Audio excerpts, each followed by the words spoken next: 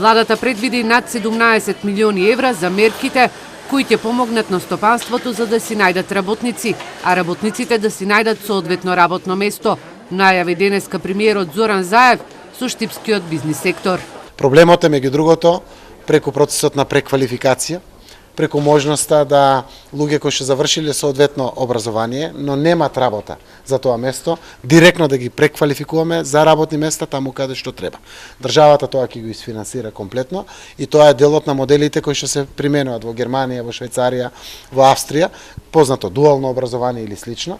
Целта е практична обука и тренинг, финансиран директно од државата, со стекнување на практично искуство и трајно обезбедување на работни места на работниците. Искриравме неколку важни мерки кои што ќе дадат придонес кон креирање на остручен, квалификуван кадар согласно потребите на работодавачите, а со тоа правиме две добра. Вработуваме лица кои што се тешко вработливи во моментов или се невработени, но исто така создаваме и можност да компаниите се развиваат, а со тоа да се развие економијата во Република Македонија. Општината ќе биде партнерски поставена во однос на овој проблем и овој оперативен план кој што се работи во владата на Република Македонија и очекувам дека во наредниот период тие обуки кои што ќе се случат дека ќе бидат овде, ќе се случат овде во општина Штип.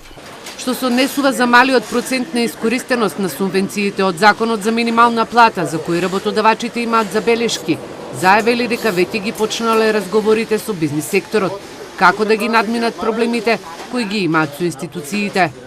Разговаравме за проблемите кои што ги имат пред УЈАП, разговаравме за проблемите со царината, за она што е фира во материјалите во текстилот, да ги се изнајдат решенија, веќе закажавме со станоци и така натаму. Овие пари се наменети за поддршка на бизнис секторот заради воведувањето на минималната плата и сакаме да ги искористиме. Воочивме дека проблемот веќе не е во надокнадата на минималната плата, туку на отворената спирала на покачувањето на другите плати. И тука мораме да ги поддржиме. Па дел од проблемите, особено и последниот, кога компаниите кои конкурираат за надомест на средствата, тоа е за субвенционирање дел пораст на платите заради минималната плата, кои платите ги исплатува после 15 во месецот, мислам дека ќе се реши, затоа што Министерството за труд и социјална политика даде свое мислење дека во овој случај лекс специјалис е законот за минимална плата и треба таа субвенција да ја користат и работодавачите кои работеле, тоест платата исплателе после 15, тоест како што вели законот до последниот ден од месецот. Премиерот Заев во Штип истакна дека посебно во источниот регион има недостаток од текстилни работнички, а исто така недостасуваат и огустителски работници заварувачи.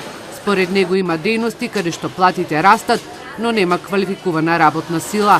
Токму и преку ваквите дебати со бизнис секторот се изнаоѓаат алатките за решавање на проблемите.